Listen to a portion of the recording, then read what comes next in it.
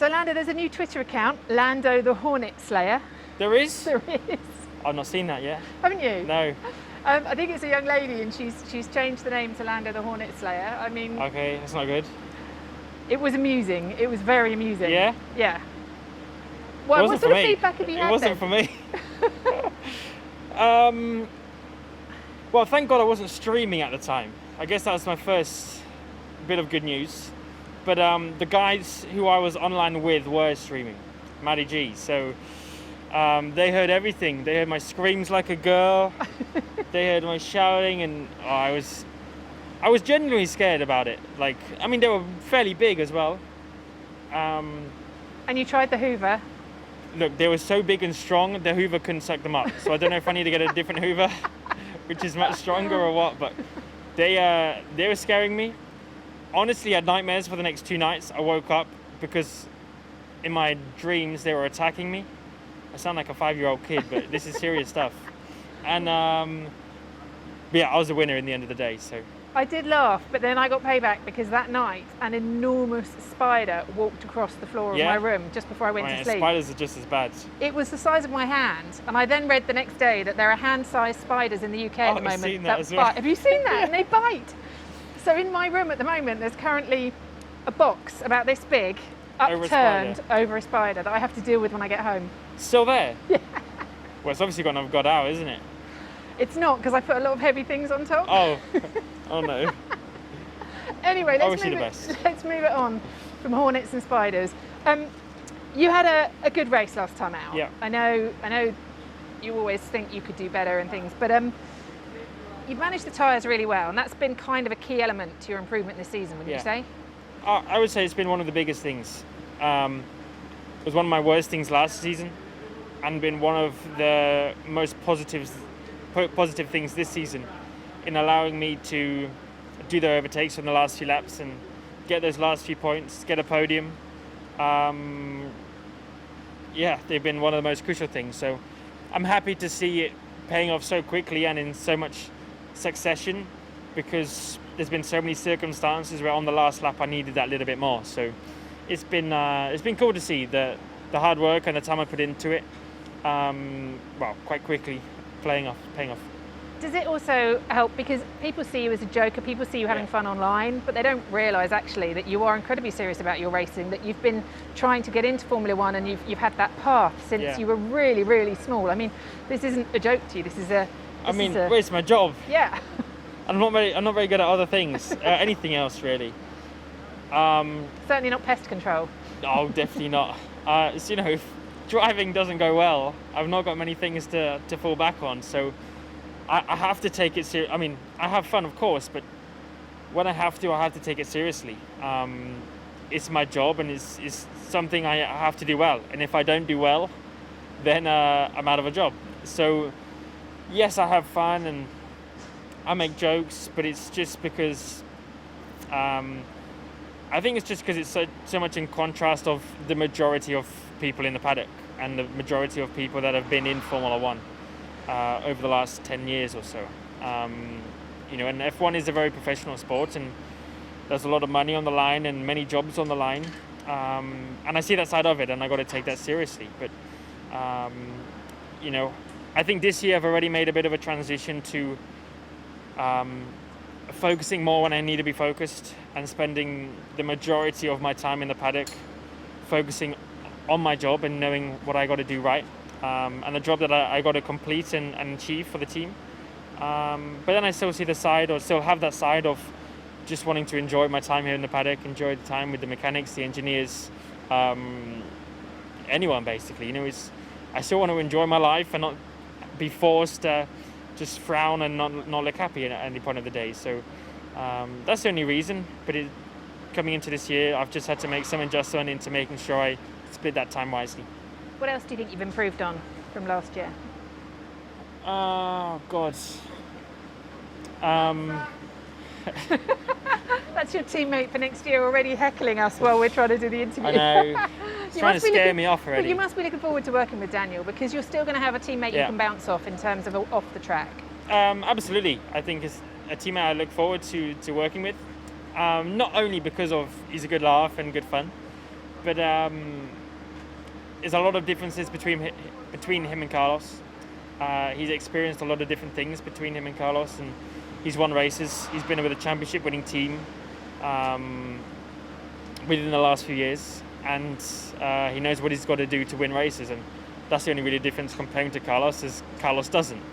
So there's a lot of different things, and I think his mindset and characteristics are very different. He's a different driver in the end of the day, so there's a lot of differences that I can go on to learn from him on, and hopefully try and use against him in the end of the day.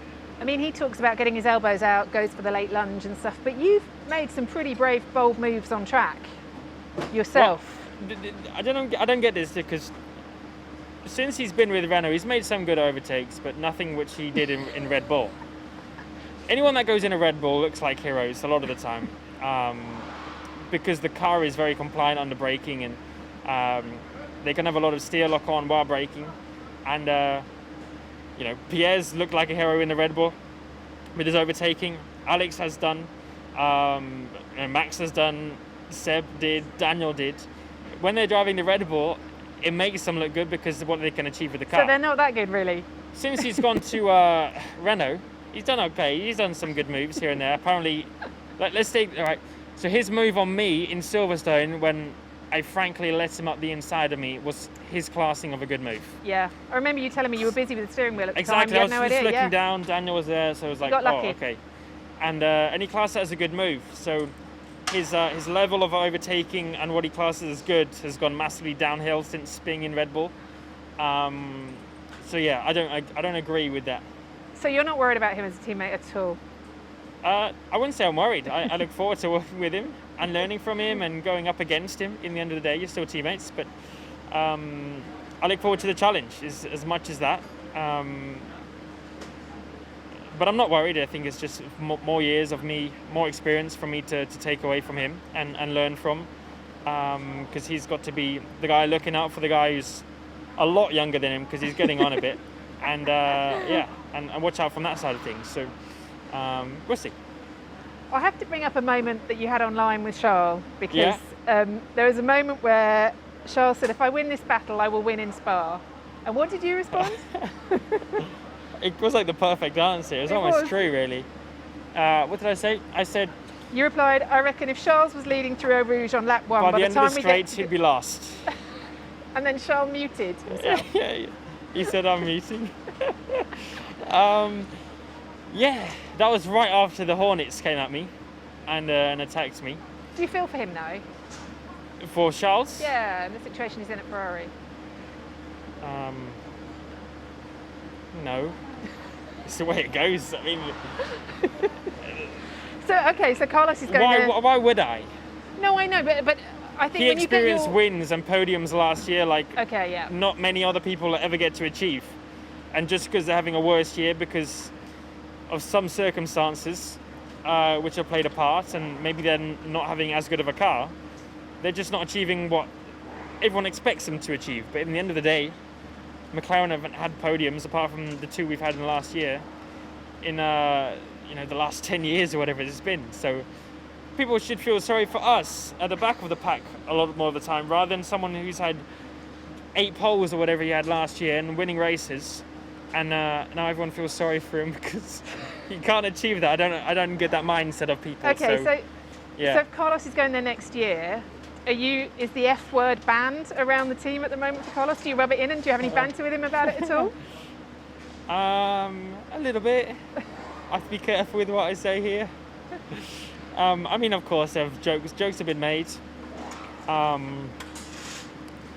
It's difficult because he made a decision in a time when you would completely back him up. You would say, you're going to a team, because he made it, through the lockdown period, where in the pre-season Ferrari still looked reasonably strong. Not incredible, but they looked strong. And some races this season they've looked strong, and other races they've looked terrible. So with him making the decision, you would say fair play. You're going to a team that's won world championships, or looks a lot more competitive than what we have over the last few years. And you would back him up on that decision. But obviously, as we've done these races, it's looking like a worse and a worse decision. But in the end of the day, I think by 2022, we'll see Ferrari at least make a big step in the right direction again and rebounds, because that's what they're known to do. They're not dumb people, they're not stupid people, they're incredibly clever, and they've just had 1 year over the last however many, 50 years probably, where they've just made some wrong decisions and mistakes. But by 2022, when they get this chance to redevelop everything, I'll see them back, or expect to see them back where they've been in the last 20 years. Just to finish this off, I've got some little abbreviations to throw at you. Okay. I'm really worried I'm going to look like your old aunt trying to be cool at Christmas, but okay. We had the discussion about GG. GG, So we know that GG, when you got your podium in Austria, people were saying GG because it stands for... Yeah, everyone didn't even spell it right. They put G-E-E, G-E-E. When it is in fact... just GG. For... Right, it's actually good game. Right, or GGWP?